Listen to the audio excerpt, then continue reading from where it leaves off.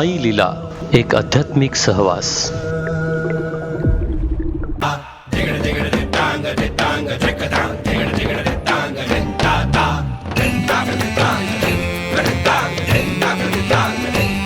अहो देव मामलेदार पटांगण फुलू फुलू लागले, लोक हिताला शिलेदार ही निस्वार्थी लाभले. खडतर होता मार्ग तरी पण, खडतर होता मार्ग तरी पण जागर ना थांबला. खडतर होता मार्ग तरी पण जागर ना थांबला. वसंत व्याख्यानमाला ही वसंत व्याख्यानमाला, वसंत व्याख्यानमाला आली वसंत व्याख्यानमाला. नाशिक वसंत व्याख्यानमाला. शतक महोत्सवाकडे वाटचाल करणाऱ्या नाशिक वसंत व्याख्यानमालेचं यंदा डिजिटल आयोजन. कोरोनाच्या पार्श्वभूमीवर घरात सुरक्षित रहा आणि टीव्ही दूरचित्रवाणीवर अभ्यासपूर्ण व्याख्यानांच्या ज्ञानकुंभाचा रसस्वाद अनुभवा. दिनांक 1 मे ते 31 मे 2021 पर्यंत दररोज सायंकाळी 7:10 साई लीला चॅनलवर विविध विषयांवरची व्याख्यानं ऐका. व्याख्यानांचं पुनःप्रक्षेपण दुसऱ्या दिवशी सकाळी 11 वाजता. तसेच यूट्यूबच्या माध्यमातून ओम साई लीला टीव्ही लाईव्ह स्ट्रीमिंग. भेटला स्वरलतिकेचा स्वरसागर श्री गोदेला भेटला. वसंत व्याख्यानमाला ही वसंत व्याख्यानमाला, वसंत व्याख्यानमाला आली वसंत व्याख्यानमाला. आम्हा घरी धन शब्दांची रत्ने, आम्हा घरी धन शब्दांची रत्ने, आम्हा सतत संपूर्ण महिनाभर आणि सातत्याने 98 वर्ष देशातल्या विविध मान्यवर वक्त्यांना आमंत्रित करून त्यांचे विचार नागरिकांना ऐकण्याची सुसंधी वसंत व्याख्यानमालेच्या वतीनं नाशिकमध्ये उपलब्ध झालेली आहे. या व्याख्यानमालेचं दरवर्षी नाशिकच्या यशवंतराव महाराज पटांगणावर आयोजन केलं जातं आणि हजारो श्रोते या व्याख्यानाचा लाभ घेत असतात. परंतु यंदा कोरोनाच्या महामारीमुळे परिस्थिती बदलली आहे. प्रत्यक्ष कार्यक्रमाच्या आयोजनाला शासनाची परवानगी देखील नाही आणि या पार्श्वभूमीवर व्याख्यानमालेने आपल्या उपक्रमात खंड पडू नये या उद्देशाने यंदा डिजिटल व्याख्यानमालेचं आयोजन केलं आहे. आज या व्याख्यानमालेच्या सत्रामधलं 5वं पुष्प गुंफण्यासाठी आपल्यामध्ये सुप्रसिद्ध योगातज्ञ, मानसोपचार तज्ज्ञ डॉक्टर जैन हे उपलब्ध आहेत. मी वसंत व्याख्यानमालेच्या वतीनं त्यांचं मनपूर्वक स्वागत करतो. आजचं व्याख्यान स्वातंत्र्यसैनिक स्वर्गीय शांताराम पाटील यांच्या स्मरणार्थ आयोजित करण्यात आला आहे. त्यांचे सुपुत्र जयवंत पाटील हे देखील आपल्यामध्ये उपस्थित आहे. मी त्यांचंही स्वागत करतो आणि पाहुण्यांना विनंती करतो प्रारंभी आपण स्वर्गीय शांताराम पाटील यांच्या प्रतिमेचं पूजन करू.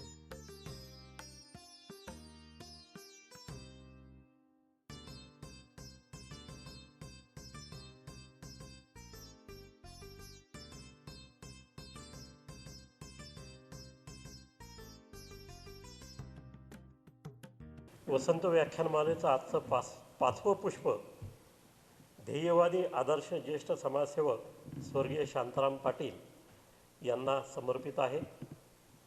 कोणत्याही सत्ता स्थानावर नसताना निष्ठेने आणि जिद्दीने समाजसेवेसाठी सतत सज्ज असलेले निफाड तालुक्यातील प्रगत अशा चांदोरी या गावातील शेतकरी कुटुंबातील शांतारामजी पाटील गडाख यांचा जन्म 25 ऑक्टोंबर 1930 रोजीचा आहे.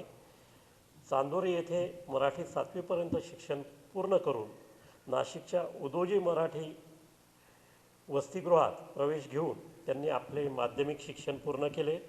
या दरम्यान त्यांनी 1945 साली स्वातंत्र्य लढ्यात भूमिगत कार्यकर्ता म्हणून सक्रिय सहभाग घेतला. या काळात बऱ्याच स्वातंत्र्य सैनिकांशी आणि राजकीय नेत्यांसोबत काम करण्याचा योग शांताराम पाटील यांना आला.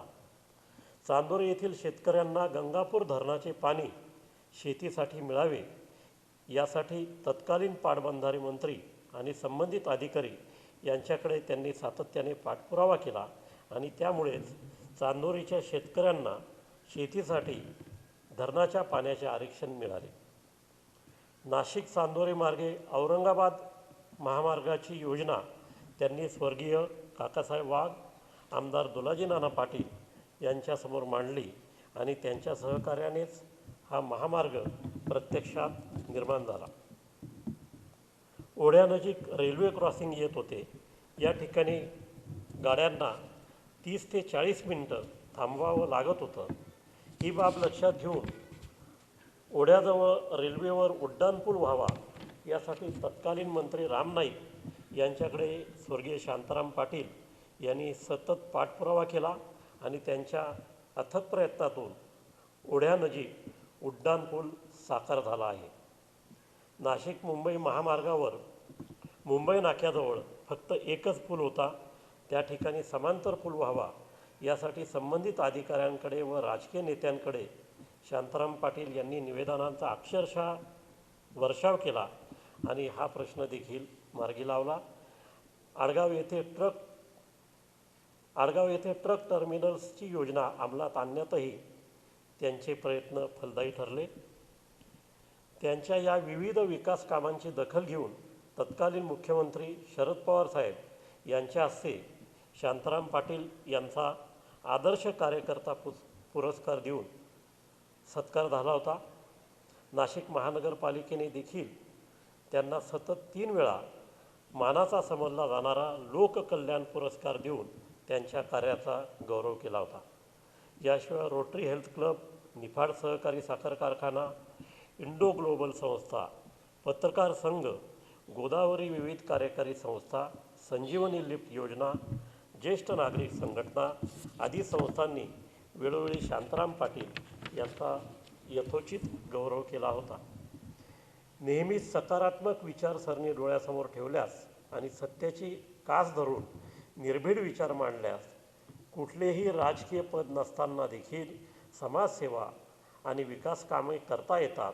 याचं एक आदर्श उदाहरण म्हणजे स्वर्गीय शांताराम पाटील आहेत. दुधाला दूध आणि पाण्याला पाणी म्हणण्याची स्पष्टोक्ती पाटीलांनी अखेरपर्यंत पाळली आणि विकास कामे करताना कुठलाही पक्षभेद पाळला नाही. शांताराम पाटील यांचे 8 एप्रिल 2013 रोजी वयाच्या 83व्या वर्षी दुःखद निधन झाले आणि एक सच्चा कार्यकर्ता काळाच्या पडद्याआड गेला.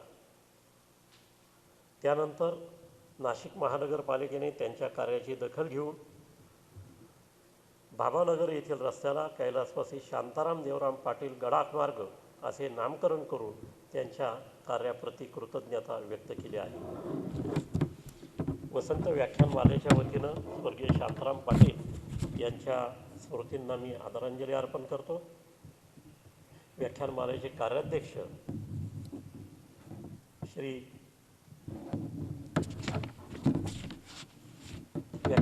कार्याध्यक्ष चंद्रशेखर शहा यांना विनंती करतो आजचे वक्ते डॉक्टर जैन यांचा त्यांनी सन्मान करावा.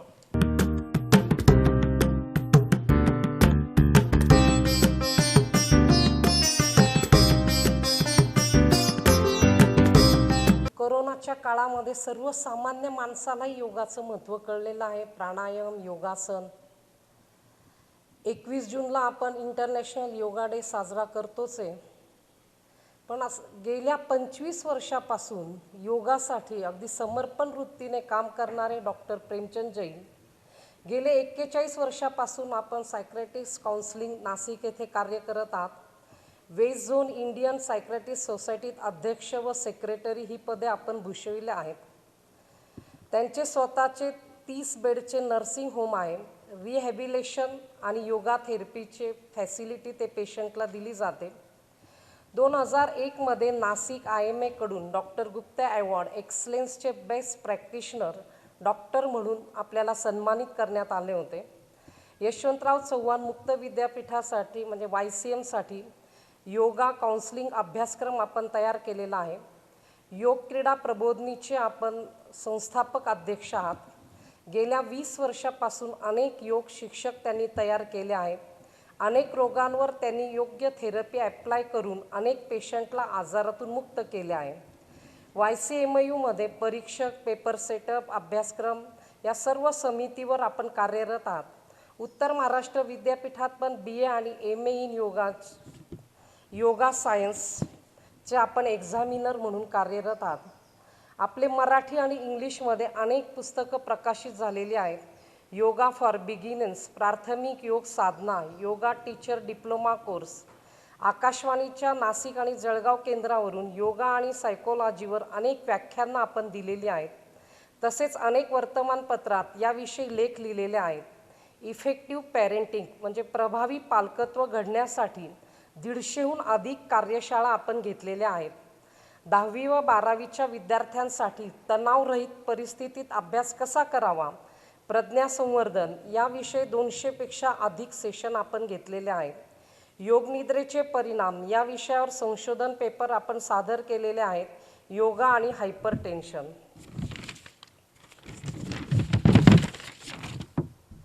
त्यांनी अनेक मराठी आणि इंग्रजी भाषेमध्ये CD तयार केलेले आहेत. प्राणायाम, ओंकार चॅन्टिंग, योग निद्रा. QCA हे आयुष डिपार्टमेंट ऑफ गव्हर्नमेंटद्वारे त्यांनी 8 बॅचेस ट्रेन केलेले आहेत. या वर्षापासून त्यांनी MA इन योगा सायन्स सुरू केलेले आहेत. आज आपण त्यांचं योगा आणि आरोग्य या विषयावर ते आपल्याला मार्गदर्शन करणार आहेत. वसंत व्याख्यानमाला नाशिक आणि आपल्या सर्व श्रोतांतर्फे मी त्यांचं हार्दिक स्वागत करते आणि त्यांना पुढील विषयावर ते आपल्याला मार्गदर्शन करतील, योगा आणि आरोग्य. वसंत व्याख्यानमाला याचे अध्यक्ष श्रीकांतजी बेणी, चिटणीस सौ संगीता बाफना, माननीय पाटील सर, शांताराम पाटील यांचे चिरंजीव आणि त्यांच्या स्मृतीला वंदन करून मी आजच्या व्याख्यानाला सुरुवात करतो आहे. व्याख्यानाच्या सुरुवातीला पतंजली वंदन सांगून मग आपण त्याच्याशी चर्चा करूयात. योगेन चित्तस्य पदेन वाचां मलं शरीरस्य च वैद्यकेन योपाकरोत्तं प्रवरं मुनीनां पतंजलिं प्राञ्जलिरानतोऽस्मि. सावकाश डोळे उघडायचे.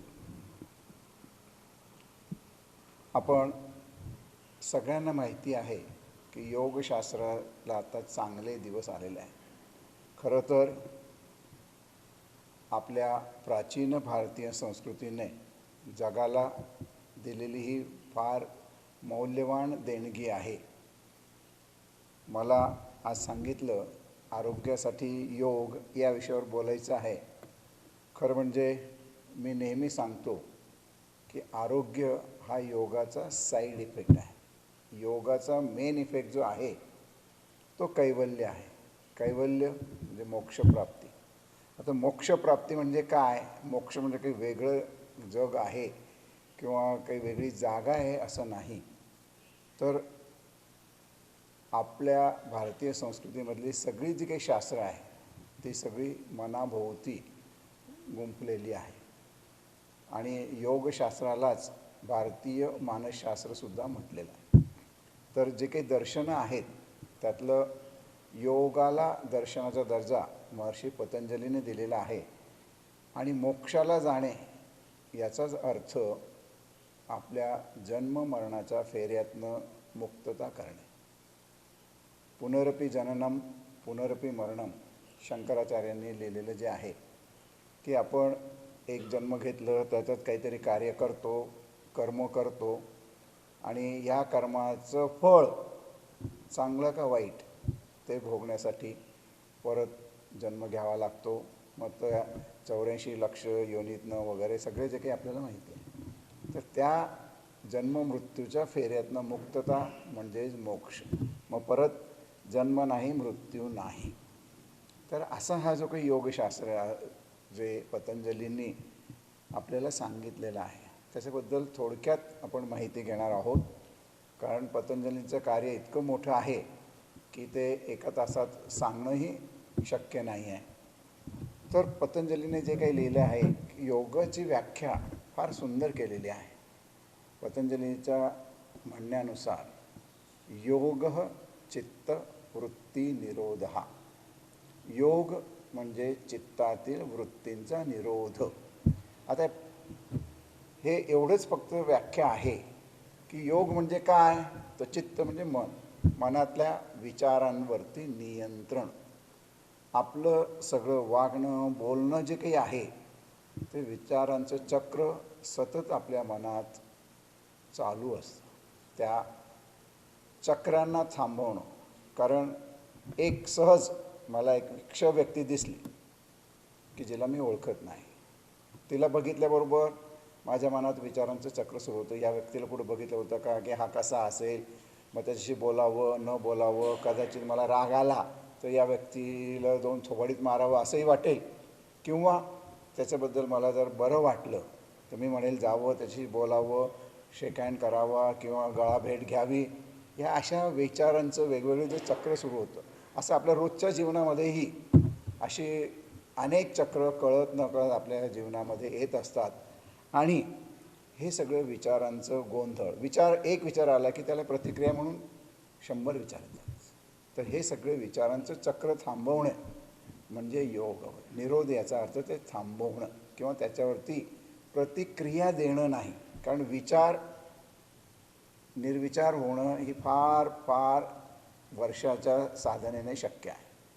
आपल्याला त्या विचारांवरती प्रतिक्रिया न देणे. बऱ्याच वेळा काय होतं, समोरचा माणूस अरे म्हटला की आपण लगेच का रे, मग त्याने एक शब्द सांगायचं, शब्द वाढतो. रोजच्या जीवनामध्ये या गोष्टी घडतात. रस्त्यावर चालताना सुद्धा कोणाचा धक्का लागला, तुला दिसत नाही का रे वगैरे वगैरे, मग तू मोठा शहाणा, हे जे काही चालू असतं, तर हे जेव्हा थांबवणं किंवा याला प्रतिक्रिया न देणे, त्याच्याकडे दुर्लक्ष करणे म्हणजे योग आहे. पतंजलीने अष्टांग योग साधना सांगितली. पतंजलींनी जे काही सांगितलेलं आहे ते जवळजवळ सगळं 2500 वर्षापूर्वी त्यांनी सूत्ररूपामध्ये, अगदी फक्त 195 ओळी आहेत. अगदी आता हे जे मी सांगितलं, योग चित्त वृत्ती निरोध झाले एक ओळ. आता योगानुशासन म्हणजे इथून मी योगाला सुरुवात करतो, योगाचं माहिती द्यायला सुरुवात करतो आहे, किंवा आसनाची व्याख्या स्थिर सुखम आसनं. फक्त एवढी छोटी छोटी वाक्य आहे, पण ही सूत्ररूपाने असल्याने त्यांच्या मागे खूप अर्थपूर्ण ती वाक्य आहेत. आणि एकेका सूत्रावरती आम्ही एक ताससुद्धा बोलू शकतो, एवढं त्याच्यामध्ये गर्भितार्थ भरलेला आहे. तर पूर्वी जीवन हे योगमयच होतं. पूर्वीच्या काळी आपल्याकडे गुरुकुल सिस्टीम होती. त्या गुरुकुल सिस्टीममध्ये विद्यार्थी गुरुच्या घरी जायचा, तिथं 10-15 वर्ष जे काही त्याचं शिक्षण व्हायचं, ते शिक्षण झालं की त्याबरोबर गुरुच्या घरची सगळी कामं त्याला करायला लागायची. आणि गुरुकडे 24 तास राहिल्यामुळे गुरुला त्याची ओळख चांगली व्हायची, त्याचे गुण काय आहेत, तो काय करू शकतो काय नाही. आणि त्याच्याबरोबर तिथं दैनंदिन जीवनामध्ये सुद्धा योगाचा अंतर्भाव असल्यामुळे कुठल्याही जीवनातल्या कुठल्याही परिस्थितीला तो सहज सामोरे जात होता. एक मी नेहमी प्रश्न विचारतो लोकांना, आणि लोकही मला सांगतात की डॉक्टर साहेब, सध्या आहे ना आजचं जीवन खूप धावपळीचं झालेलं आहे, खूप ताणतणावाचं झालेलं आहे. आता मी म्हणतो बरोबर आहे, फक्त मला एकच उत्तर द्या, पूर्वीच्या काळी लोक सुखी होते का? हो होते. पूर्वीच्या काळी ताण कमी होते का? हो कमी होते. मग मी प्रश्न विचारतो की रामाचा उद्या राज्याभिषेक व्हायचा आहे आणि आदल्या रात्री त्याला सांगितलं जातं की तुला 14 वर्ष वनवासात जायचं आहे. मला सांगा, आनंदाने राम जाईल का? किंवा आपण कोणी त्याच्या जागी असाल आपल्याला साधं गाडी 1 तास लेट आहे किंवा 4 तास लेट आहे म्हटल्यावर आपण किती बेचैन होतो. इथं त्याला 14 वर्ष हे करायचं आहे, तर त्याला ताण कमी आले होते का? दुसरं उदाहरण देतो. पूर्वीच्या काळी राजकन्येचं स्वयंवर व्हायचं. 100 राजपुत्र यायचेच. जे काही पण लावलेलं असेल त्यातनं एक राजपुत्र यशस्वी व्हायचा. बाकीच्या लोकांना, जे कोणी तिथे आलेले आहेत, हल्ली तुम्ही एक 4-6 महिन्याचं रिलेशनशिप, ज्याला काही तुम्ही आता हल्ली नाव रिलेशनशिप दिलेलं आहे, आणि ब्रेकअप हे नाव दिलेलं आहे, की ब्रेकअप झालं की किती वाईट वाटतं आहे. आणि तिथं एकाला एक यशस्वी आणि 99 अयशस्वी, त्यांना काही कमी वाईट वाटत होतं का? मग हे सगळे ताणताण, हे मी अगदी टोकाची उदाहरणं दिली आहेत. तशी जंगलात जायचं, जनावरं असणार, खायला मिळतं नाही मिळत, सगळ्या गोष्टी होत्यात. पण ताणतणाव पूर्वीही होते, आजही आहेत, उद्याही राहणार आहेत. फक्त पूर्वीच्या काळी लोक सुखी होते कारण योग हा त्यांच्या जीवनाचा अविभाज्य भाग झालेला होता. योगमय जीवन ते जगत होते. खरं म्हणजे योगाचा अर्थ जो काही आहे, ही एक जीवनशैली आहे. हाऊ टू लिव्ह लाईफ, जीवन कसं जगावं. योग म्हणजे फक्त हल्ली आसन प्राणायाम आणि थोडंसं कधीतरी सांगता मी ध्यान करतो, मेडिटेशन करतो म्हणून, तर ते फक्त एकच योगाचा अंग आहे. योग, मी सांगितलं मगाशी की योगाचा अंतिम ध्येय कैवल्य आहे. आणि ही एक जीवनशैली आहे की या जीवनशैलीमध्ये तुम्ही 1 तास योग करायचा आणि 23 तास काहीही करायचं असं चालणार नाही. त्यामुळे 24/7 24/7 योगमय जीवन कसं जगायचं ते आपण हळूहळू तर बघणार आहोत. तर पतंजलीने जे सांगितलं आहे, आणखीन एक गीतेमधल्या 2 व्याख्या मी तुम्हाला सांगतो, म्हणजे मग त्या व्याख्या एकदा आपल्याला कळाल्या की योग काय करू शकतं आहे हेही आपल्याला कळेल. तुम्हाला माहिती आहे, गीता जेव्हा अर्जुन रणांगणावर आला तेव्हा त्याने समोर बघितले सगळे आपले नातेवाईक आहेत आणि त्याने सांगितलं सिदंती मंदक मम गात्राणी वगैरे वगैरे सगळी जी काही लक्षणं सांगितली ती सगळी मोहाची किंवा डिप्रेशनची लक्षणं होती. आणि जोपर्यंत त्याच्यातलं हा जो काही आपपरभाव किंवा हे माझ्यांना मारायचं काय आहे, ह्या सगळ्या ह्याच्यातनं त्यांना गीता तिथं सांगितलेली आहे. तर गीतेमध्येच हे सांगितलं आहे की योग कर्मसु कौशलम, म्हणजे काय, योग जर तुम्ही फॉलो केलात, योगमय जीवन जगलात किंवा योग लावलं किंवा योगाने तुम्ही जीवन जगलात तर कुठल्याही कार्यामध्ये तुम्ही यशस्वी व्हाल. मग ते कार्य एक्झिक्युटिव्हचं असो किंवा स्वयंपाक करण्याचं गृहिणीचं असो किंवा घर झाडण्याचं सुद्धा असो. तुम्हाला माहिती आहे, मोलकरीण जेव्हा घर झाडते आणि तुम्ही स्वतः घरातलं साफसफाई जेव्हा करता आहात, मोलकरणी 10-15 मिनटात काम करून मोकळी होते, आपल्याला 2 तास लागतात. कारण ते घर आपलं आहे. त्यामुळे कानाकोपरा सगळं आपल्याला स्वच्छ करण्याशिवाय पर्याय नाही किंवा तिथं आपल्याला बघवतसुद्धा नाही.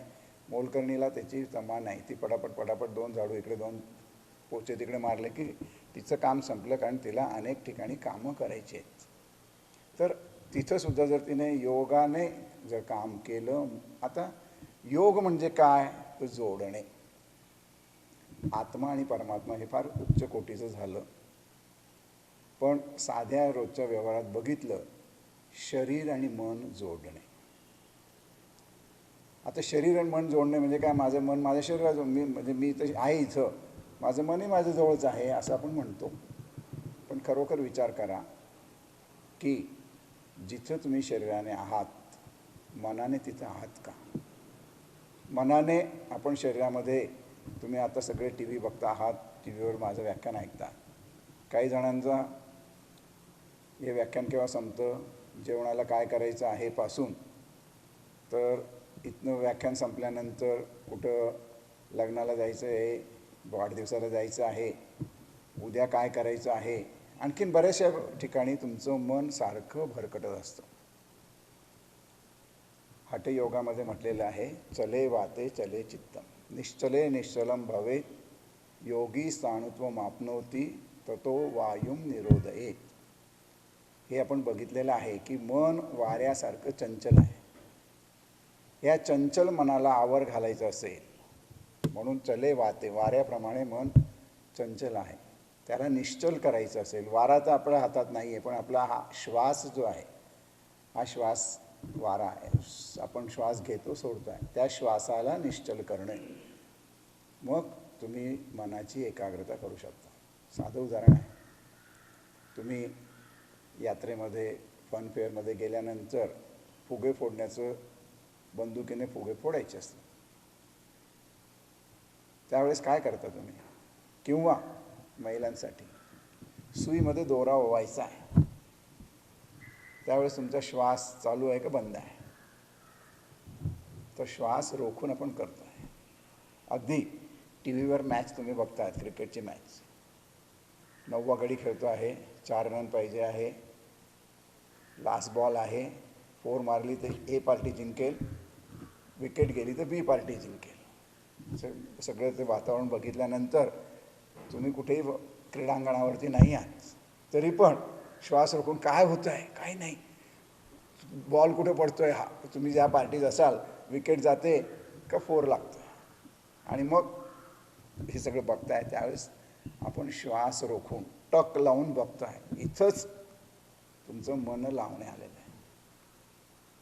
तुम्ही मुलांना नेहमी सांगता मन लावून अभ्यास कर. म्हणजे काय करायचं? मन लावायचं म्हणजे मन काय मस्काने एक बन पावला मस्का लावला आणि चला अभ्यास. तर जिथं तुम्ही अभ्यासाला बसला आहात, ज्या विषयाचा अभ्यास करता आहात, त्याच विषयांचे विचार, तोच विषय डोक्यात असणं म्हणजे मन लावून अभ्यास करणं आहे. तर मन माणसाचं इतकं विचित्र आहे. बहिणाबाईच्या कविता तुम्हाला सगळ्यांना माहिती आहे, मन वढाय वढाय, फारसं त्याच्यावरती मी चर्चा करत नाही. पण मन इतकं विचित्र आहे ना, जिथं जेव्हा पाहिजे तिथं सोडून बाकी सगळीकडे धावत असतं.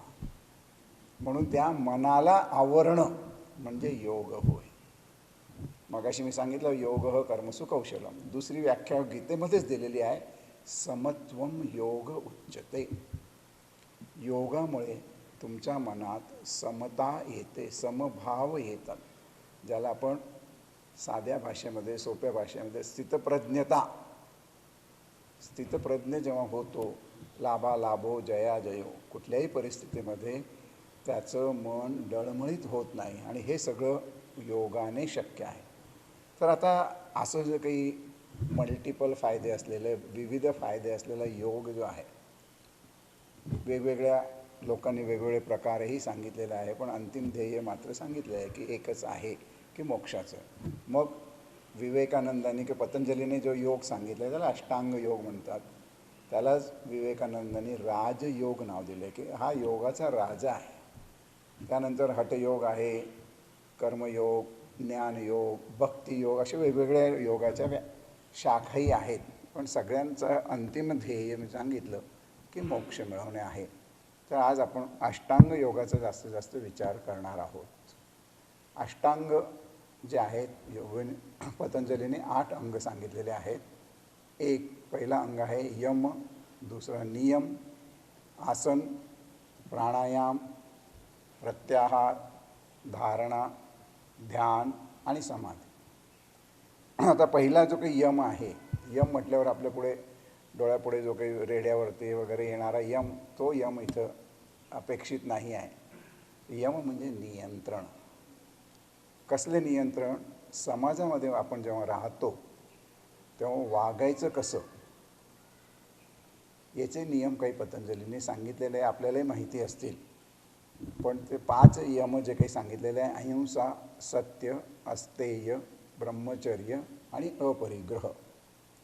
अहिंसा किती पराकोटीची, उच्च कोटीची सांगितलेली आहे, की फक्त कोणाला शारीरिक म्हणजे कोणाला मारणं, खून करणं एवढंच नाही, तो वाचेने म्हणजे बोलण्याने सुद्धा दुखवायचं नाही. इतकंच नाही, तर कुणाबद्दल मनात वाईट विचारही ठेवायचे नाही. बाकी शारीरिक आणि वाचिक आपल्याला सगळ्यांना माहिती आहे, पण मनात वाईट विचार ठेवल्याने कशी काय अहिंसा राहणार. मी जेव्हा समोरची एक्स व्यक्तीबद्दल माझ्या मनामध्ये तिचा बदला घ्यायचा आहे, मग माझ्या मनात त्याच व्यक्तीचे विचार येत राहतील. मग तिचं जाते कुठं, केव्हा जाते, काय करायचं, आमच्या भाषेमध्ये गेम कसा करायचा वगैरे, या सगळ्याच विचारांनी जर असेल, समोरच्या व्यक्तीला माझे विचार कळणार नाही, पण माझ्या विचाराने मीच बेचैन होईल आणि माझ्या कामात माझं लक्ष राहणार नाही. त्यामुळे अहिंसा जर पाळली, म्हणूनच सगळीकडे आपण आज बघतो आहोत अशांतता किती आहे, झगडे किती आहेत, भावाभावामध्ये भांडणं, राष्ट्रामध्ये भांडणं, आणि शेजारचे राष्ट्र आता आपण बघतो आहोत चीन आणि पाकिस्तान यांच्याशी आपलं किती सख्य आहे. आणि मग हे जर असं असेल तर लाभ कोणाला होतो आहे, तर लाभ फक्त शस्त्रास्त्र जे तयार करतात त्यांना होत आहे. हाच पैसा शस्त्रास्त्रावरती जो खर्च होतो आहे, तो जर अहिंसेचं पालन या जगातल्या प्रत्येकाने करायचं ठरवलं तर किती पैसा वाचेल, आणि तो सगळा जर इन्फ्रास्ट्रक्चरला वापरला तर लोकांचं किती कल्याण होईल याचा जस्ट विचार करा. म्हणजे पतंजलीने हे 2500 वर्षापूर्वी सांगितलेलं आहे. दुसरं आहे सत्य, खरं बोलणं. आपण मुलांना सांगतो खरं बोलावं, आपण बोलतो का, मग व्यवहारामध्ये काहीतरी वेगळंच बोलतो आणि मुलांना सांगतो की व्यवहारामध्ये असं चालतं, मग तोही खोटं एकदा तुम्ही बोलायला लागलात, मग हे सगळे कोर्टात केसेस चालू आहेत, खरं कोण खोटं कोण. जर प्रत्येकाने खरं बोलायचं ठरवलं तर कोर्टातल्या किती केसेस कमी होतील याचा विचार करा. अहिंसा सत्य असते, चोरी न करणं. हे तर आपल्याला सगळ्यांना माहिती आहे की चोरी केली तर काय होतं, पोलीस वगैरे हे सगळं माहिती आहे. चोऱ्या कमी झाली तर पोलिसांवरचा खर्च तो किती कमी होईल. ब्रह्मचर्य म्हणजे फक्त की सेक्स याच्यावरती नियंत्रण नाही, तर ब्रह्मासारखं आचरण करणे. म्हणजे काय की ब्रह्मप्राप्तीसाठी, चांगल्या गोष्टी करण्यासाठी चांगलं वागणं आणि आपल्या इच्छा आकांक्षा कमी करणं.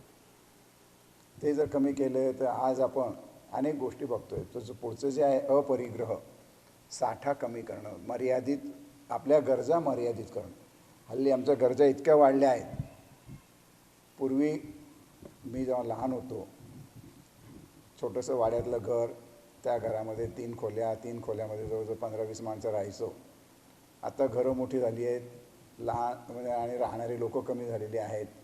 मग पूर्वी जे वाड्यात राहत होते त्यांना 1 रूम किचन पाहिजे, 1 रूम किचनवाल्यांना 2 रूम किचन, 4 रूम किचन, नंतर मग विला, आणखीन काय फार्म हाऊसेस वगैरे. गरजा वाढत जातात. गरजा वाढला की आपण अशांत होतो. किती अशांत होतो. माझा आम्ही लहान होतो 3 किंवा 4 ड्रेस आम्हाला होते. 2 शाळेत जायचे, कधी काळी सणाला घ्यायचं 1. आज अगदी लहान लहान मुलांचं बघितलं तर तुमच्या वॉर्डरोबमध्ये, कपड्यांच्या कपाटामध्ये लहान मुलांचा कमीत कमी 50 ड्रेस आहेत. मग हे ड्रेस नीट ठेवायचे, घडी करून ठेवायचे, धुवून ठेवायचे, त्यांना ऊन द्यायचं वगैरे वगैरे, जे काही करावं लागतं हे सगळं किती कष्ट पडत आहे. पूर्वीच्या काळी टंचाई होती म्हणून काही लोक साठा करून ठेवायचे. मला आठवतं लहानपणी रॉकेलसुद्धा मिळायचं नाही, पेट्रोलवरती सुद्धा कधी कधी रेशनिंग यायचं. मग रॉकेल मिळत नाही, एक 5-50 लिटरचा डबा मी घरात जर भरून ठेवला आणि चुकून काही दुर्घटना घडली, 5-50 रुपये किंवा 5-50 लिटर रॉकेल मिळवणं किंवा त्याच्यातनं मी पैसे वाचवणार काहीतरी 2-5 हजार, पण जर दुर्घटना घडली तर काय होऊ शकतं याचा विचार जस्ट करा. तसं हे 5 यम यांचं पालन केलं तर आजचं जीवन जे ज्याला तुम्ही सुरुवातीलाच म्हटलं आहे की तणावाचं झालेलं आहे, उद्या काय होईल याचं आपल्याला शाश्वती नाही, तर हे सगळं जर 5 समाजात वावरायचे नियम आपण पाळले तर सामाजिक स्वास्थ्य किती चांगलं होईल, आपण किती निर्धास्त राहू शकू. नाहीतर तुम्हाला आठवत असेल 10 वर्षापूर्वी मुंबईला गेला, मुंबईला कुठेतरी बॉम्बस्फोट तर झाला नाही ना, रस्त्यावरती ॲक्सिडेंट तर झाले नाही ना, सारखं घरातली माणसं आपला माणूस परत कधी येतो, सुखरूप येतो की नाही याची चिंता असायची. पण आज काही कारणाने ते राजकारणाचा विषय नाही आहे हा, पण थोडी आपल्याला स्वस्थता लाभलेली आहे. तर त्याचप्रमाणे जर सगळीकडे हे यमनियम पाळले गेले, मगाशी मी सांगितलं की आपल्या सीमेवरती जे काही चाललेलं आहे, किती पैसे रोजचे खर्च होत आहेत, ते जर आपण आपल्या कल्याणकारी योजनेमध्ये लावले तर किती बचत आपली होऊ शकेल, किती प्रगती आपली होऊ शकेल याचा जस्ट विचार करा. दुसरा अष्टांग योगातला भाग आहे नियम. परत नियम म्हणजे कायदे कानून नाही, तर स्वतःच्या उत्कर्षासाठी काय बंधनं स्वतःवरती घालून घ्यायची आहेत ते आहेत शौच, संतोष, तप, स्वाध्याय आणि ईश्वर प्रणिधानाने. शौच म्हणजे स्वच्छता राखणे. बाह्य स्वच्छता शरीराची आपण नियमित करतो. शरीराची अंतर्गत शुद्धी, ज्या हठयोगामध्ये शुद्धिक्रिया षटकर्म म्हणून सांगितलेल्या आहेत, त्याच्यावरही आपण विचार करूया वेळ असल्यास. तर त्या शुद्धी जर शरीराची आतून बाहेरून शुद्धी आहे आणि नुसते शरीराची नाही तर मनाची सुद्धा शुद्धता असेल तर किती आपलं स्वतःचं कल्याण होऊ शकेल याचा विचार करा. संतोष, समाधान, जे काही आपल्याला मिळालेलं आहे त्याच्यात समाधानी राहणे. याचा अर्थ असा नाही की प्रगती करायची नाही, पण जेवढे परमेश्वराने तुमच्या नशिबात दिलेलं आहे तेवढंच तुम्हाला मिळणार आहे. सगळेच अंबानी किंवा टाटा बिर्ला एवढे श्रीमंत होऊ शकत नाही, किंवा धीरूभाई अंबानी सुरुवातीला ते पेट्रोल पंपावर काम करत होते, हळूहळू त्यांनी त्यांचं बिझनेस वाढवला. आज मुलं, पण त्या 2 मुलांमध्ये सुद्धा किती तफावत हे बघा. एकाच बापाची 2 मुलं आहेत. त्यामुळे जे काही नशिबात आहे तेच तुम्हाला मिळणार आहे. याचा अर्थ तुम्ही प्रयत्न करा, पण जे मिळालेलं आहे त्याच्यात समाधानी राहा. तुम्ही असमाधानी राहिलात, जास्त मिळवण्यासाठी प्रयत्न केला तर काय काय घडतं याच्याबद्दल खूप बोलण्यासारखं आहे. पण जस्ट विचार करा की तुम्ही नोकरीला आहात पण तुमच्या गरजा वाढल्यात, म्हणून तिथं सांगितलेलं आहे की गरजा कमी करा, अपरिग्रह. तर त्या गरजा वाढवण्यासाठी तुम्ही आयदर लाचलुचपत किंवा एक्स्ट्रा टाईम काम करायला लागलात, ओव्हर टाईम, तर ज्या वस्तू तुम्ही घेतलेल्या आहेत त्यांचा उपभोग घेण्यालाही तुम्हाला वेळ राहणार नाही. किंवा लाचलुचपत घेऊन घेतलं तर कधी आपल्याला पकडतील अँटी करप्शनचे लोक, याच्यावरती सारखं तुमचं मन अशांत राहील. म्हणून समाधानी वृत्ती. तप, चांगली गोष्ट मिळण्यासाठी कष्ट करण्याची तयारी ठेवणं. त्यांनी सांगितलं नाही की नशिबाचं आहे तेवढं असेल माझं हरी तर देईल खाटल्यावर. तप करा म्हणजे कष्ट करा, चांगल्या गोष्टी मिळवा. चांगल्या गोष्टी मिळवायच्या नाही असं नाही. आपल्याला 4 पुरुषार्थही सांगितले आहेत, अर्थ, धर्म, काम आणि मोक्ष. अर्थाची गरज आहेच, पण त्यासाठी तुम्हाला कामही करायचं आहे, पण ते सगळं धर्माच्या मार्गाने, योग्य मार्गाने करायचं आहे. आणि योग्य मार्ग हा योगाचा मार्ग आहे. शौच, संतोष, तपस, स्वाध्याय. स्वाध्यायाचे 2 अर्थ. एक स्वतःची कामं स्वतः वेळेवर करणं, याचं महत्त्व वेगळं सांगायची गरज नाही. आणि चांगल्या लोकांच्या, चांगल्या पुस्तकांच्या, सत्संगाचं याच्यामध्ये राहणं म्हणजे स्वाध्याय. आणि शेवटचं जे आहे महत्त्वाचं, ईश्वर प्रणिधान.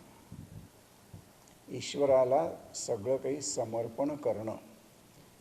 हल्ली मी शून्यातनं जग निर्माण केलं असं म्हणतात लोक, बरेचसे लोक.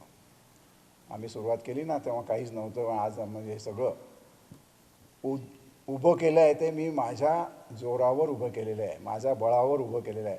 खरोखर तुम्ही काहीही केलेलं नाही. जे काही केले आहे, म्हणून आपल्याकडे गीतेमध्येही सांगितलं, करता करविता तो आहे, मी फक्त कारण आहे, मी फक्त माध्यम आहे, माझ्या माध्यमातून त्याने हे सगळं करून घेतलेलं आहे. ही जर समर्पणाची भावना आली म्हणजे अहंकार तुमचा जाणार आहे, मीपणा जाणार आहे. आणि आजचं सगळ्यात दुःख जे काही आहे, सगळं संघर्ष जो काही आहे, तुमचा स्वतःशी संघर्ष आहे, मीपणाशी संघर्ष आहे. आणि हा मीपणा परमेश्वराजवळ अर्पण करून देणे याच्यासारखं सुख नाही की मी काही करत नाही, तो करून घेतो आहे माझ्याकडनं. म्हणून हे जर नियम तुम्ही पाळलेत तर बघा, यम आणि नियम पाळले तरी तुमच्या आरोग्यामध्ये किती फरक पडतो आहे. मग आसन आणि प्राणायाम. आसन हल्ली सगळ्यांना बरेच माहिती झालेलं आहे. आपल्या लाडक्या पंतप्रधानांनी प्रयत्न करून योगाला जागतिक मान्यता मिळवून दिलेली आहे. 21 जून आंतरराष्ट्रीय योग दिन म्हणून मान्यता पावलेला आहे. त्याची काही क्षणचित्र मी माझ्या स्लाईड्समध्ये टाकलेली आहेत की दरवर्षी 21 जूनला आम्ही जे काही कार्यक्रम करतो त्यातले 4-5 चित्र टाकलेली आहे. त्याच्यावरून तुम्हाला कल्पना येईल की योग आता सगळ्यांना कळायला लागलेला आहे. पण योगाबद्दल गैरसमज पूर्वी जे होते की योग म्हणजे फक्त म्हातारपणी करण्याची गोष्ट किंवा संन्यासाने करण्याची गोष्ट किंवा घरदार सोडून हिमालयात जाऊन करण्याची गोष्ट, तसं नाही. मगाशी मी सांगितलं यम, समाजात राहूनच तुम्हाला कार्य करायचं आहे. पहिलंच अंग जे आहे की समाजातच तुम्हाला राहायचं आहे. त्यामुळे हे सगळं गृहस्थाश्रमातच तुम्हाला करायचं आहे. मग त्याच्यासाठी आसन आणि प्राणायाम हे सांगितलं आहे की याच्याने तुमचं आरोग्य, कारण पुढे कैवल्याला जायचं आहे, साधना करायची, ध्यानधारणा करायची आहे, तर तुमचं शरीरसुद्धा स्वस्थ राहिलं पाहिजे. तर ते शरीर स्वस्थ ठेवण्यासाठी आसन आणि प्राणायामांची योजना केलेली आहेत. अनेक आसनं आहेत. काही आसनांची चित्र मी इथं ठेवलेली आहेत. काही आसनं झोपून करायची आहे शयनस्थितीमधली, काही बसून करायची आहेत, काही पालथे झोपून आणि उभं राहूनसुद्धा करायचे आहेत. तर ती आसनाची चित्र आहेत. त्याच्याबद्दल जास्त मार्गदर्शन तुम्ही जवळच्या योगतज्ञाकडनं घेऊ शकता आहात. आता हे सगळं जे काही समज आणि गैरसमज मधल्या काळात झाले होते, गैरसमज, आता हल्ली काही लोक इतकं योग म्हणजे खूपच सोपं आहे, कधीही करता येतात, कुठेही करता येतं आणि काहीही केलं म्हणजे योग असंही समजतात. अगदी मी बघतो सकाळी फिरायला जाताना काही लोक रस्त्यात जाताना असं काहीतरी, याला प्राणायाम म्हणतात, काहीतरी उलटं सुलटं हालचाल केली की मी प्राणायाम करतो. प्राणायाम खरं म्हणजे तुम्हाला एका जागी शांत जागी बसून करण्याची साधना आहे. हे काही रस्त्यावरती बागेवरती करण्याची साधना नाही आहे. त्याची अनेक, त्याला पूर्वीच्या काळीसुद्धा हठयोगामध्ये कुठल्या गोष्टी तुम्हाला अनुकूल आहेत, कुठल्या गोष्टी प्रतिकूल आहेत याचंही विवेचन बरंच केलेलं आहे. पण आजच्या जगामध्ये आपल्याला जे काही शक्य आहे त्याच्याबद्दल आपण विचार करणार आहोत. मधल्या काळामध्ये योगाबद्दल आपल्याकडे बरेचशा लोकांना माहिती नव्हतं. योगाबद्दल गैरसमजही बरेच वाढलेले होते. पण योगाला शास्त्रीय बैठक आहे. अगदी ॲलोपॅथीमध्ये सुद्धा आजकाल अनेक डॉक्टर सांगतात की तुमच्या ह्या प्रॉब्लेमला आमच्याकडे ही औषधं तात्पुरती आहेत, पण नियमित तुम्हाला बरं राहायचं असेल तर योग तज्ज्ञांचा सल्ला घ्या. आणि माझ्याकडे अनेक जे दुर्धर आजार आहेत, अगदी कॅन्सरपर्यंत ते आजारी लोक येतात. योगाने त्यांना बरं वाटतं. किती काय आहे तो भाग आपण चर्चा वेळ असल्या तर करू आणि त्याच्याबद्दल बोलणार आहे मी. तर हे गैरसमज दूर करण्याचं काम आपल्या आधुनिक गुरूंनी केलेलं आहे. त्यात सगळ्यात महत्त्वाचे आहेत लोणावळ्याला कैवल्यधामचे कुवलयानंद यांनी ही संस्था पुढच्या वर्षी 100 वर्षाची होईल. योगावरती शास्त्रीय संशोधन त्यांनी केलेलं आहे की जे काही ग्रंथामध्ये सांगितलेले परिणाम आहेत ते खरोखर लॅबोरेटरी, कारण हल्ली सगळ्या लोकांना वाटतं की योगने अमुक एक गोष्ट होते. खरोखर होते का? मग जसं आपल्या औषधांच्या चाचण्या होतात त्याप्रमाणे योगाची चाचणी घेतली का? तर अनेक प्रयोग अनेक तिथं लॅबोरेटरीमध्ये केलेले आहेत आणि त्यांनी सिद्धसुद्धा केलेले आहेत.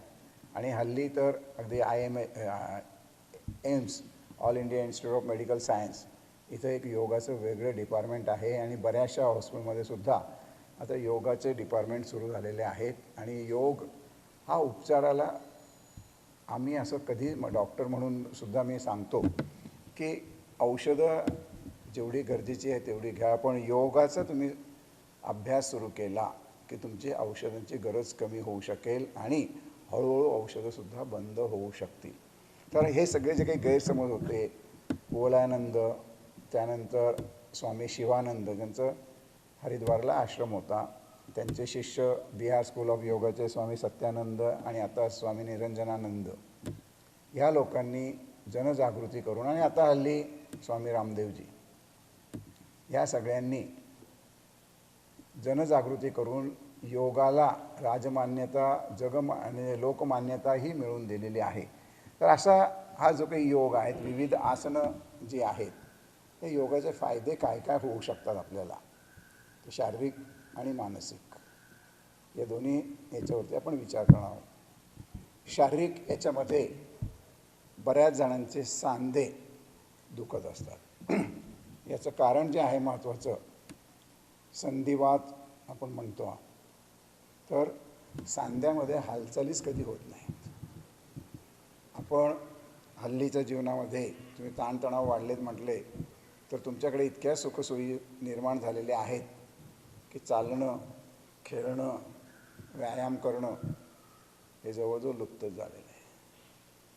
तुमच्याकडे घरातून बाहेर पडलात की गाडी आहे, गाडीतून उतरला ऑफिसमध्ये जायचं आहे, गाडीतनं बाहेर पडला की लिफ्टने तुम्ही वरती जाणार, 2 जिनेही चढायचं असेल तर लिफ्ट आहे. त्यामुळे हालचाली काहीच होत नाही. तर यामुळे पहिल्यांदा तुमचे सांधे सगळे मोकळे होतात. दुसरं, तुमचं सांधे मोकळे झाल्यानंतर लवचिकता जी आहे सांध्यामध्ये, बऱ्याच जणांना हल्ली, पूर्वी घरी जेवताना खाली मांडी घालून तरी बसायचे, हल्ली सगळीकडे डायनिंग टेबल, बसायला सोफा, तुम्हाला झोपायलासुद्धा पलंग, त्यामुळे खाली बसणं असं होत नाही आणि खाली न बसल्यामुळे अनेक आजार निर्माण होतात. सांधे जे काही आहे तुमचे व्यवस्थित राहत नाही. मग खाणं पिणंसुद्धा बदललेलं आहे तुमचं. फास्ट फूड, नको त्या गोष्टी खाणं, याही गोष्टी झालेल्या आहेत. त्यामुळे योग म्हणजे काय आहे, एक चतुसूत्री आहे की म्हणजे त्याच्यामध्ये आहार, विहार, आचार आणि विचार या सगळ्या गोष्टींचं जर तुम्ही पालन केलं, गीतेमध्ये सुद्धा भगवानांनी म्हटलं आहे, युक्त आहार विहारस्य युक्त चेष्टस्य कर्मसु युक्त स्वप्नावबोधस्य योगो भवति दुःखः. याच सूत्राच्या आधारे आम्ही आनंदमयी जीवनशैली हा कार्यक्रम अनेक ठिकाणी केलेला आहे की युक्त आहार, आता हे संस्कृत असल्यामुळे योगो भवति दुःखः याचा विचार आपण आधी करूयात. योग दुःखहारक, पीडाहारक, ताण, त्रास, आजार कमी करणारा आहे, हे वाक्य भगवान सांगत आहेत. त्याला मग कंडिशन्स अप्लाय, ते बारीक याच्यामध्ये असतं ना आपल्याकडे, हे conditions apply, rules and regulation आहेत. काय आहेत तर त्याच्यासाठी सांगितलं आहे की योग दुःखहारक व्हायचं असेल तर युक्त आहार, आहार योग्य प्रमाणात, युक्त याचा एकच शब्दामध्ये सांगितलं भगवानांनी, युक्त, योग्य प्रमाणामध्ये योग्य तेच खायचं आहे. मग सात्विक, राजसिक, तामसिक हे 3 गुण आपल्याला माहिती आहेत. तर सात्विक आहारच आपल्याला करायचा आहे. त्याचंही गीतेमध्ये वर्णन केलेलं आहे. 3 श्लोक आहेत त्याच्यासाठी की सात्विक आहार कोणाला म्हणायचं, राजसिक आहार कोणाला म्हणायचं, तामसिक आहार कोणाला म्हणायचं आहे, याचं वर्णन भगवानांनी केलेलं आहे गीतेमध्ये. म्हणजे गीता जी युद्धभूमीवर सांगितलेली आहे तिचं खाणं पिणंसुद्धा भगवानांनी सांगितलेलं आहे की तुम्हाला युक्त आहार केला पाहिजे, योग्य सात्विक आहार. थोडक्यातच आपण बोलणार आहोत की सात्विक आहार झाला पाहिजे, ताजा आहार असला पाहिजे. ताजा आहार याचा अर्थ सारखं गरम केलेला असा नाही. तर उष्णम स्निग्धम मात्रावत जीर्णे वीर्या विरुद्धकम, याचा अर्थ उष्ण म्हणजे ताजा आहार असला पाहिजे. स्निग्ध याचा अर्थ नुसतं तेल तूप नाही, त्याच्यात प्रेम असलं पाहिजे. हल्ली तुम्ही पेट्रोल पंपावरती बघतात, पकाइये खाना परोसिये प्यार, म्हणजे काय तर इथं उष्णम स्निग्धम जे काही तुम्ही आहार घेतलेला आहे, आहार तयार करणारा, वाढणारा, हे सगळे प्रेमाने झालं पाहिजे. तर तो प्रेमसुद्धा प्रेमयोग आहे. तर हा युक्त आहार झाल्यानंतर युक्त विहार, तुमचं वागणं, बोलणं, खाणं पिणं जसं आहे तसं वागणं, बोलणं, चालणं फिरणं हे सुद्धा युक्त असलं पाहिजे. योग्य प्रमाणामध्ये तुम्ही केलं पाहिजे. ज्या ऋतूमध्ये जो आहार सांगितलेला आहे त्या ऋतूमध्ये तो आहार केला पाहिजे. हल्ली आम्ही थंडीच्या दिवसामध्ये सुद्धा आईस्क्रीम खातो, रात्री कुडकुडतो आणि थंडीमध्ये आईस्क्रीम खातो, हा विरोधाभासन आहे. किंवा ऊन पडतं आहे, तप्त आहे आणि गरम गरम चहा की ज्याच्याने अगदी उकळता चहा आम्ही पितो आहे, हे सगळं तुमच्या प्रकृतीच्या विरुद्ध आहे. पण ते करतो आहे आम्ही. अशा अनेक गोष्टी करतो आहे. म्हणून त्यांनी युक्त आहार आणि युक्त विहार, युक्त स्वप्नावबोधस्य, झोपसुद्धा तुमची योग्य झाली पाहिजे. नाही तर जागरण करणार, अवेळी उठणार आणि मग सगळे काही करणार, तर त्याच्याने तुमचं काम नियमित होणार नाही. तुम्ही बघा, जागरण तुम्ही रात्री 12 वाजता 1 वाजे 2 वाजेपर्यंत जागतात, मग सकाळी उशिरा उठतात, मग सगळंच तुमचं डे टू डे जे म्हणजे जे काही जीवनाची घडी बसलेली आहे ती सगळी विस्कळीत होते आणि मग ते विशियस सर्कल होतं, दुष्ट कालचक्र ज्याला म्हणतो आपण, तसं व्हायला लागतं. म्हणून युक्त स्वप्नावबोधस्य,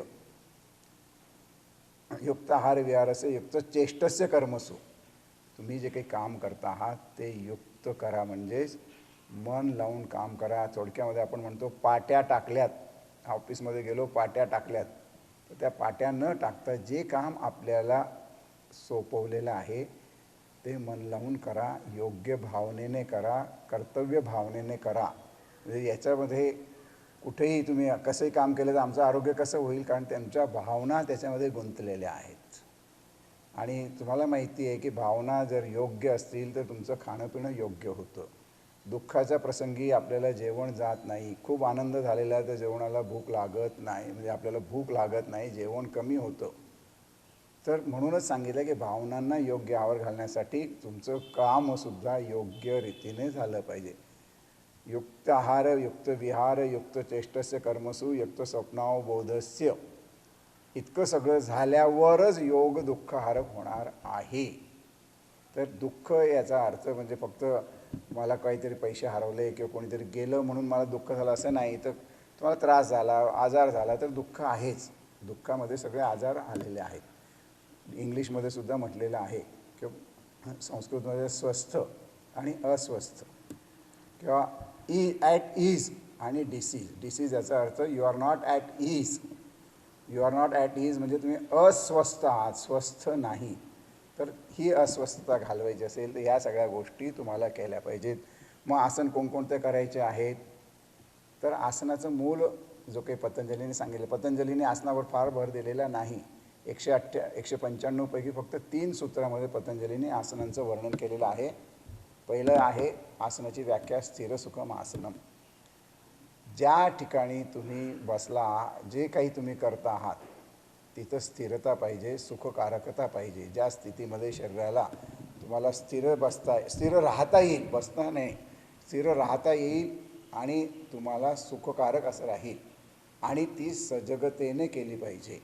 झोपला आहात हे आसन नाही, म्हणजे तिथं तुम्ही स्थिर आहात आणि सजगता नाही आहे, स्थिर आहात, हलत नाही आहे आणि सुख आहे, झोपेमध्ये सुख आहे, तर तसं नाही आहे.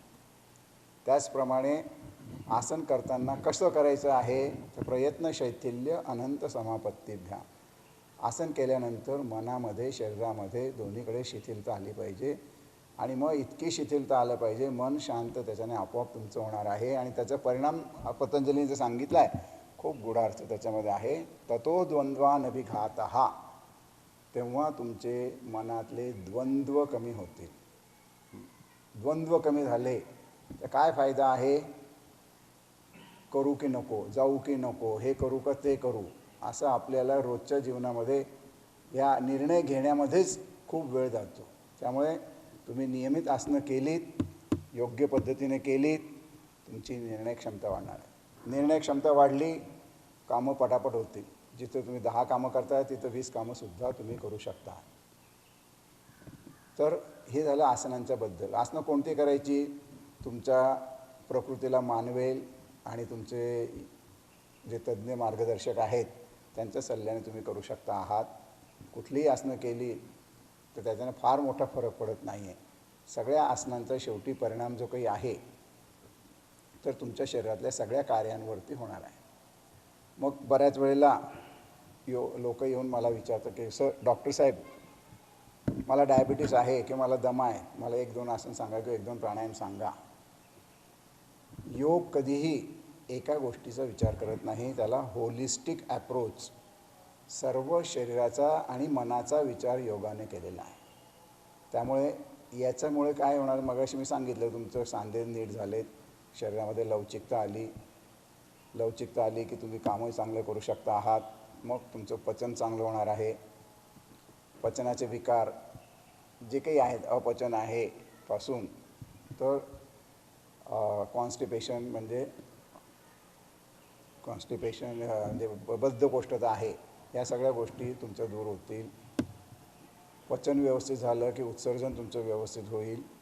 उत्सर्जन व्यवस्थित झालं, तुमचं प्राणायाम श्वसनाने सगळे श्वसनाचे प्रॉब्लेम तुमचे दूर होत आहेत. आणि आजच्या करोनाच्या काळात तर आपल्याला सगळ्यांना माहिती आहे की करोनाचे जंतू, म्हणूनच तुम्हाला मास्क हे जरुरी, हे जे काही म्हटलेलं आहे सगळ्या तज्ज्ञांनी. तर मास्क का जरुरी आहे, तर या करोनाचे जे काही व्हायरस जंतू आहेत ते श्वसनातूनच तुम्हाला तुमच्या शरीरात प्रवेश करणार आहेत. जर मास्क तुम्ही वापरला तर 60% यू आर प्रोटेक्टेड. मात्र मास्क वापरताना, आता हे बाय द बाय फक्त सांगतो आहे, मास्क वापरताना नुसतं तोंडावरचं खाली दाढी फक्त झाकली जाईल एवढं ठेवू नका, तर नाकसुद्धा तुमचं कायम बंद राहील. स्पेशली तुम्ही लोकांच्या कॉन्टॅक्टमध्ये जेव्हा याल, गर्दीमध्ये जेव्हा जाल, तर नाकसुद्धा तुमचं बंद असेल तर श्वासाद्वारे होणारं प्रदूषण तुमचं कमी होईल. तर तुमचं श्वसनसंस्था चांगली होते. त्याच्यानंतर हृदयावरती तर खूप चांगले परिणाम होतात. आपण डीन आर्निश हे नाव ऐकलेलं असेल, कदाचित नसेल ऐकलेलं तर 2 मिनटात त्यांची माहिती सांगतो. अमेरिकन कार्डिओलॉजिस्ट आहे. हल्ली आम्हाला आमच्या ऋषीमुनींनी सांगितलेल्या गोष्टी पटत नाही. आपण म्हणतो पुराणातली वांगी पुराणात, पण एखाद्या गोऱ्या माणसाने, अमेरिकन युरोपियन माणसाने काही सांगितलं तर आम्हाला ते चटकन पटतं. तर ह्या डीन आर्निशने, कार्डिओलॉजिस्ट आहेत, हृदयरोगतज्ञ आहे, पण बायपासिंग द बायपास सर्जरी या नावाचं पुस्तक त्यांनी लिहिलेलं आहे. की बायपास सर्जरी जी हल्ली खूप कॉमन झालेली आहे. पूर्वी आम्ही प्रॅक्टिसला सुरुवात केली तेव्हा टॉन्सिल कॉमन सर्जरी होती, अपेंडिक्स कॉमन सर्जरी झाली. आत्ता जर विचारलं कोणाला, एक तर नी रिप्लेसमेंट, अमुक रिप्लेसमेंट, सगळी दागिने झालं आम्ही म्हणतो, ते दागिने तुम्ही मौल्यवान गोष्टी करता आहेत, किंवा हार्ट बायपास झालेली आहे, अँजिओग्राफी झालेली आहे, अँजिओप्लास्टी झालेली आहे, असं आहे. तर ही अँजिओप्लास्टी किंवा बायपास सर्जरीला बायपास करायचं म्हणजे तिला टाळायचं आहे. ते जर करायचं असेल तर त्यांनी जी जी काही तत्त्व सांगितलेली आहेत ही सगळी, अगदी मी जे गीतेतलं मला श्लोक सांगितला, युक्त आहार विहारस्य, याच्यावरचे सगळं ते आधारित आहे की योग्य तुमची जीवनशैली कशी राहिली पाहिजे. तर या योग्य जीवनशैलीसाठी तुमचं आहार विहार, खाणं पिणं, बरोबर राहणं, बोलणं, आचार विचार, हे सगळ्या गोष्टी ज्या आहेत त्याही योग्य त्या स्वरूपामध्ये झाल्या पाहिजे. नंतर सगळ्यात जास्त इफेक्ट जो आहे तो तुमच्या हॉर्मोनल सिस्टीमवरती आहे. हॉर्मोनल सिस्टीम जी आहे, आपल्या शरीरातले अनेक आजार, हल्ली महिलांमध्ये हॉर्मोनचे त्रास खूप झालेले आहेत. त्यानंतर डायबिटीस, मधुमेह, इन्शुलिनच्या कमीने, थायरॉईडचे प्रॉब्लेम खूप वाढलेले आहेत. हे सगळे प्रॉब्लेम योगाच्या माध्यमातून, आणि त्यातसुद्धा काही आसनं वगैरे तर आहेतच, पण ओंकाराच्या जपाने जर तुम्ही केलेत, आपण शेवटी थोडंसं ओंकार जप घेणार आहोत, तर त्यावेळेस ओंकार कसं म्हणायचं तेही मी तुम्हाला सांगणार आहे. तर ओंकार जपाने अनेक हॉर्मोनल प्रॉब्लेम्स दूर झालेले आहेत. बाकी काहीही केलेलं नाही. एक 25 ओंकार रोज सकाळ संध्याकाळ म्हणा, तुमचे सगळे हॉर्मोनल प्रॉब्लेम महिन्याभरामध्ये नीट होत आहेत. आणि याच्या आमच्याकडे अनेक पेशंट किंवा अनेक जणांनी येऊन सांगितलेले आहे की न कळत पाळीचे प्रॉब्लेम दूर झालेले आहेत, महिलांचे थायरॉईड दूर झालेले आहेत, किंवा डायबिटीसची मात्रा कमी झालेली आहे. तर हे सगळे प्रॉब्लेम दूर होण्याचं कारण सगळ्यात महत्त्वाचं योगामुळे होणारा हॉर्मोनल सिस्टीमवरती परिणाम. हे सगळे शरीरावरती जे सगळ्या कुठलीही सिस्टीम घ्या, तिचं कार्य सुधारायला योगाने मदत होणार. अगदी योग हा पेशीपर्यंत सगळे आजार दूर करणार आहे. प्रत्येक पेशीला ताजं तवानं करणार आहे. ओंकाराचे फायदे मी बरेच सांगतो, पण इथं वेळ कमी असल्यामुळे आपल्याला एक थोडेच फायदे सांगणार आहे. की तुम्ही पायाला मुंग्या आल्या तर काय करतो आपण, थापट्या मारतो. म्हणजे काय करतो की तिथं सर्क्युलेशन नीट होईल. जे काही तुम्ही बसल्यामुळे रक्तवाहिन्या दाबल्या गेलेल्या आहेत, शरीराला रक्ताचा पुरवठा कमी झालेला आहे. तसंच ओंकार म्हणण्याने जी काही व्हायब्रेशन्स आपल्या शरीरात निर्माण होतात, ती व्हायब्रेशन्स हे तुमचं थापट्या मारण्यासारखंच आहे. तुमच्या सगळ्या शरीरातल्या प्रत्येक पेशीचं सर्क्युलेशन ते चांगलं करतात. पेशींचं सर्क्युलेशन केलं म्हणजे काय होतं की पेशींकडे असलेले टॉक्सिन्स, दूषित पदार्थ जे काही आहे ते सगळे वाहून नेले जातात आणि शुद्ध रक्ताचा पुरवठा त्यांना झाला. शुद्ध रक्तामध्ये ऑक्सिजन त्यांना मिळणार आहे आणि ग्लुकोज त्यांना मिळणार आहे. ह्याच दोन गोष्टी पेशींना लागतात कार्य करायला. तर त्या गोष्टी ओंकारामुळे होणार आहेत. त्यांच्या पेशींना जर शुद्ध रक्ताचा पुरवठा झाला तर तुम्ही ताजेतवाने राहाल. चहा घेऊन किंवा आणखीन काहीतरी पेय घेऊन तुम्ही ताजेतवाने झाला तर ते क्षणभरार असेल. पण ओंकाराच्या जपाने जर तुमच्या शरीरातलं सर्क्युलेशन चांगलं झालं तर तुम्ही 24/7 आनंदी राहू शकता. मानसिक फायद्यामध्ये सगळ्यात महत्त्वाचं तुमची चिडचिड कमी होईल, मनाला शांतता येईल, झोप चांगली लागेल. अशा अनेक गोष्टी आहेत की ज्या तुम्हाला मनावरचे परिणाम चांगले केले. मी मगाशी सांगितलं तुम्हाला की पतंजलीच्या योगालाच कृष्णाजी कोल्हटकर जे आहे, कृष्णाजी केशव कोल्हटकर यांनी ज्या याच्यावरती विवेचन टीका लिहिलेली आहे त्याला नावच त्यांनी दिलं आहे भारतीय मानसशास्त्र. पतंजली योगसूत्र उर्फ भारतीय मानसशास्त्र. आणि हे सगळं मनाभोवती गुंफलेलं आहे. किती मनाचा विचार केलेला आहे हे जर पतंजली सगळी सूत्र आपण बघितली तर खूप वेळ आपल्याला लागणार आहे.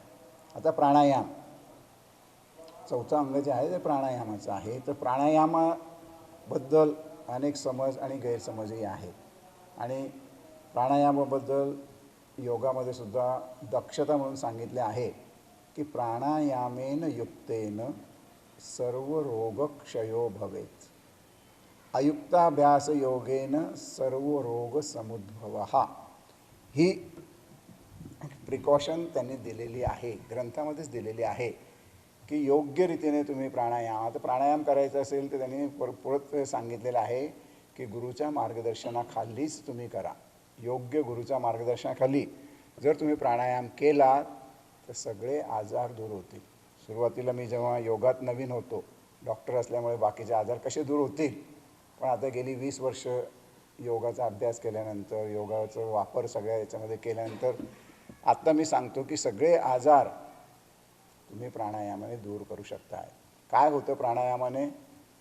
एक मी मगाशी सांगितलं की सर्क्युलेशन तुमचं चांगलं होतं, शरीरातल्या प्रत्येक पेशीला ऑक्सिजन चांगलं मिळालं, त्यांचं कार्य सुधारतं. म्हणजे काय होतं आहे, त्यांची प्रतिकारक क्षमता, इम्युनिटी पॉवर वाढते आहे. आणि आजकाल कोरोनामध्येही तुम्हाला सगळ्या ठिकाणी असं इम्युनिटी पॉवर वाढवा, अमुक घ्या अमुक घ्या. मी योगाचा अभ्यास नियमित केला. माझ्या कोरोनासाठी योगाभ्यासच्या मी 3 सीड्या केलेल्या आहेत आणि ते UP गव्हर्मेंट वापरत आहेत. मला UP गव्हर्मेंटने आमच्याकडे मागणी केली की सोपा सगळ्यांना करता येईल असं काहीतरी आम्हाला सांगा आणि त्या जर पाहिजे असेल कोणाला तर त्याची मी लिंक देईल, तुम्हीसुद्धा ते करू शकता आहात.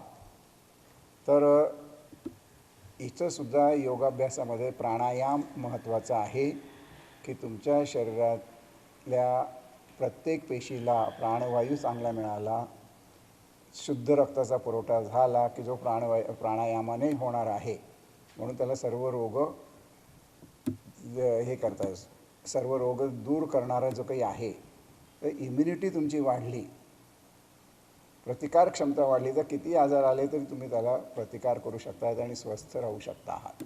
मात्र पुढच्या वेळीमध्ये कंडिशन्स अप्लाय, चुकीचा अभ्यास केल्याने नको असलेलेही रोग तुम्हाला होऊ शकतात. हठयोगामध्ये वेगवेगळ्या प्रकारचे प्राणायाम सांगितलेले आहेत. अगदी साधं तुम्ही शांत बसून दीर्घ श्वसन, भरपूर श्वास घ्यायचा आणि हळूहळू सोडायचा, एवढं जरी केलं तरी बरेच प्रॉब्लेम तुमचे दूर होऊ शकतात. श्वसन ध्यानही करू शकतो. श्वसन ध्यान आणि ओंकार मी शेवटी 5 मिनटं तुमचं घेणार आहे. नंतर भस्त्रिका आणि भ्रामरी. भस्त्रिका हिवाळ्यामध्ये करायचा प्राणायाम आहे. भ्रामरी केव्हाही तुम्ही करू शकता आहात. भ्रामरी अगदी सोपी आहे. 2-3 आवर्तनं मी करून दाखवतो तुम्हाला. भरपूर श्वास घ्यायचा,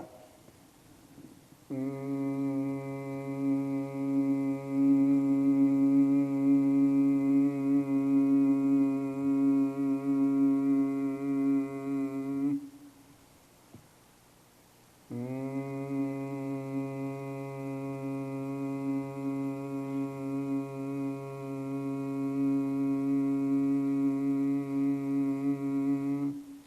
2-3 आवर्त भ्रामरी म्हणजे भुंग्यासारखा आवाज करणं. या आवाजावरती मनाची एकाग्रता होते. लहान मुलांना ते आवाज आनंदाने असा आवाज काढतात. विद्यार्थ्यांची एकाग्रता वाढवण्यासाठी, त्यांचा चंचलपणा करण्यासाठी हा प्राणायाम सगळ्यांना उपयुक्त आहे. केव्हाही तुम्ही करू शकता आहात, फक्त पोट रिकामं पाहिजे. नंतर उन्हाळ्याच्या दिवसामध्ये शीतली आणि सितकारी सोपे प्राणायाम आहेत. शीतलीमध्ये काय करायचं आहे की जिभेची अशी पन्हाळ करून तोंडाने श्वास घ्यायचा, नाकाने श्वास सोडायचा आहे.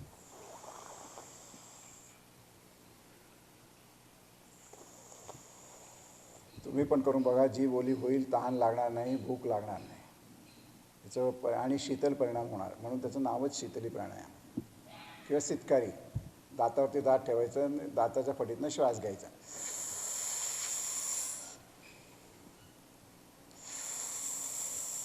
हे करा, तुमचं तोंड लगेच ओलं होतं. स्पेशली उन्हाळ्यामध्ये तुम्ही प्रवास करतात, पाणी जवळ नसेल, शीतली सितकारी करा. तोंड ओलं होईल, तहान आणि भूक या दोन्ही तुमच्या क्षमते.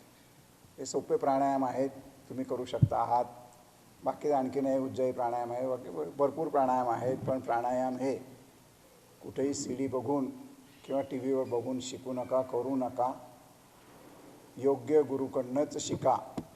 म्हणून तरी गुरुपदिष्ट मार्गेण प्राणायामम समभ्यसेत असं हठयोगामध्ये सांगितलेलं आहे की गुरुच्या मार्गदर्शनाखालीच प्राणायामाचा अभ्यास करायचा आहे.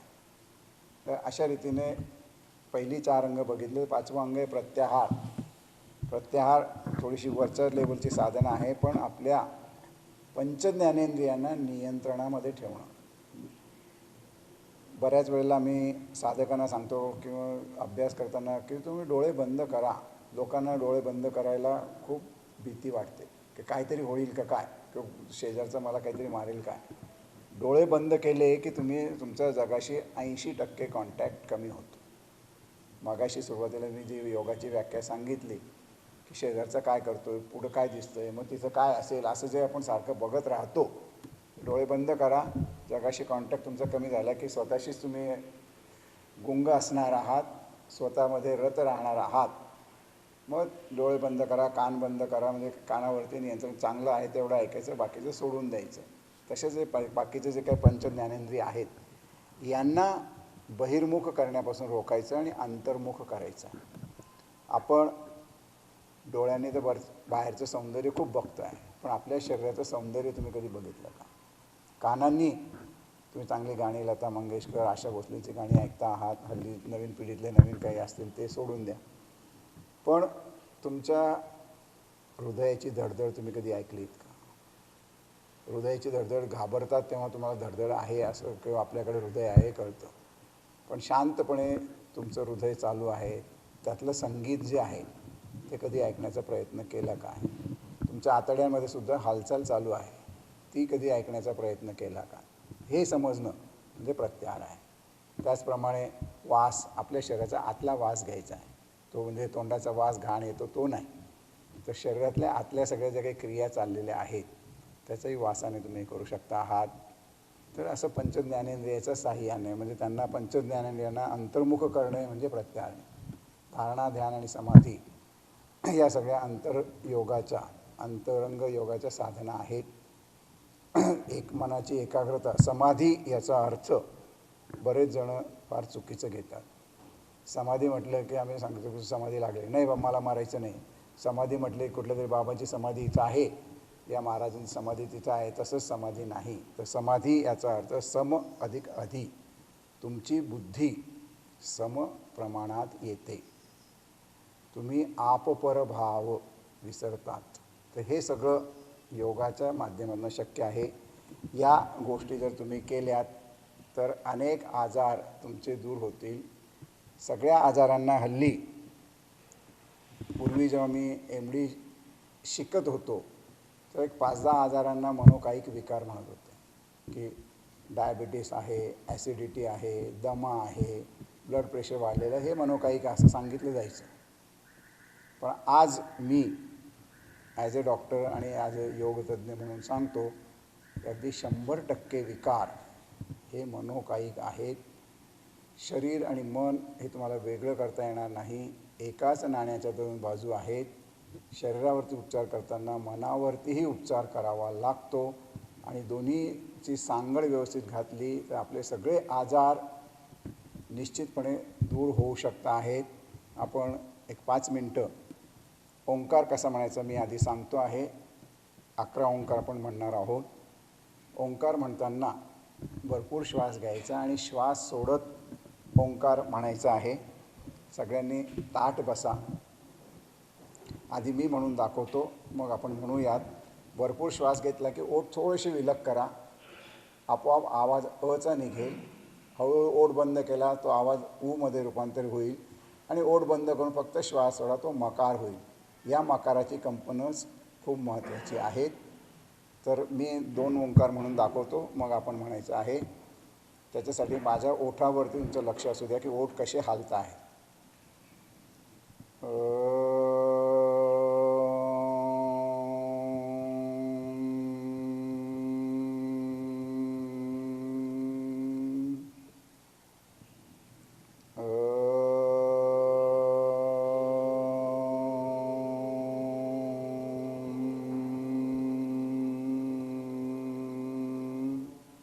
आता माझ्याबरोबर सगळ्यांनी म्हणायचं आहे. श्वास भरपूर घ्या.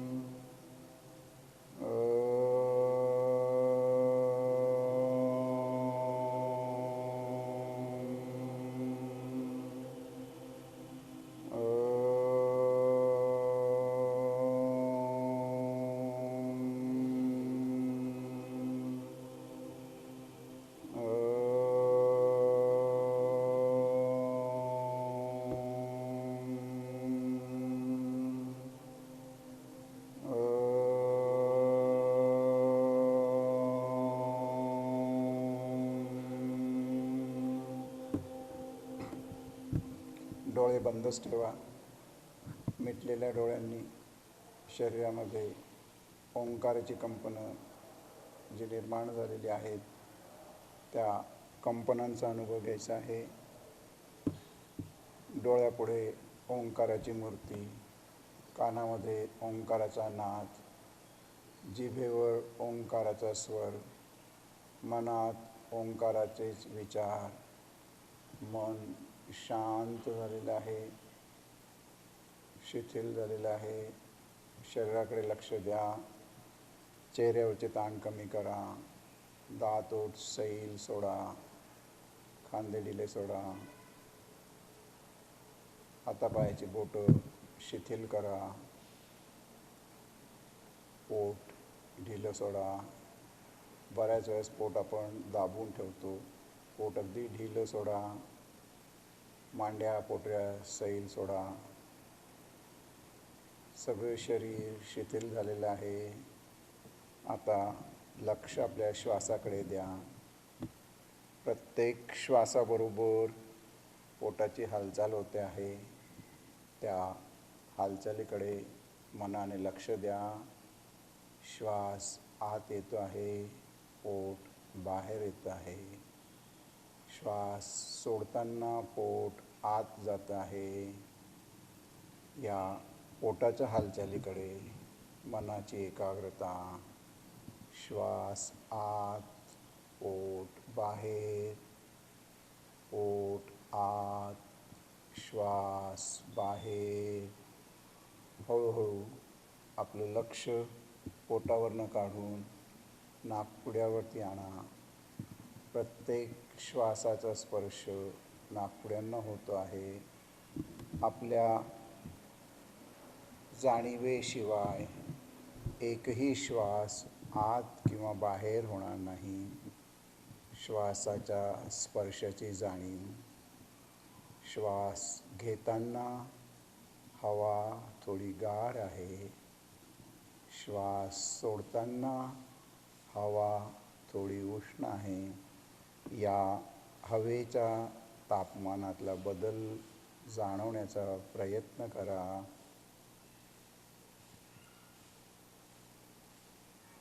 हळूहळू आपलं लक्ष घशाकडे आणा. श्वास घेताना आणि सोडताना घशामध्ये हवेच्या घर्षणाने एक नाद निर्माण होतो आहे.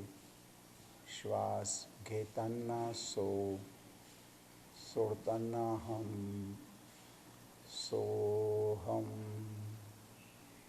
सोहम. या सोहमच्या नादावर मनाची एकाग्रता. हाच नाद जाणून घेण्याचा प्रयत्न. आपल्या घशामध्ये अनवरत सतत हा नाद चालू आहे. त्या नादाची जाणीव. मन शांत झालेलं आहे.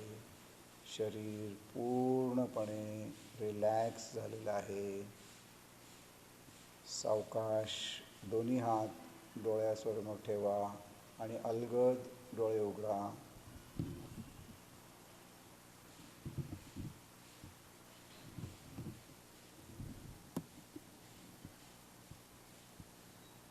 सगळ्यांना बरं वाटलेलं आहे, शांत वाटलेलं आहे. तुमच्या चेहऱ्याकडे बघूनच मी सांगू शकतो आहे.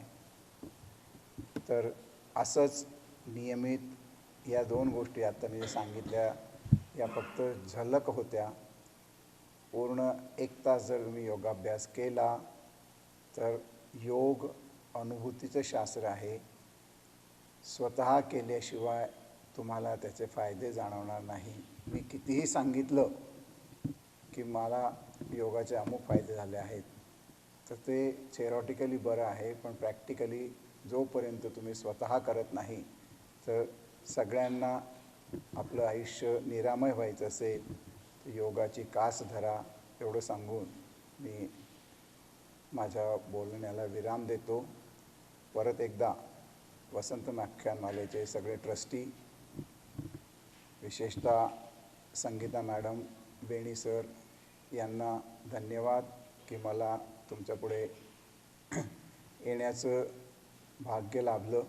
आपलं जीवन निरामय हो, आरोग्यदायी हो, योगमय हो एवढी सदिच्छा व्यक्त करतो आणि आपली रजा घेतो. आपले आवडते साई लीला टीव्ही एक आध्यात्मिक सहवास हे एक फ्री चॅनल आहे. आपल्या येथे केबल टीव्हीवर जर साई लीला टीव्ही एक आध्यात्मिक सहवास हे चॅनल दिसत नसेल तर आजच आपल्या केबल ऑपरेटरशी संपर्क करा.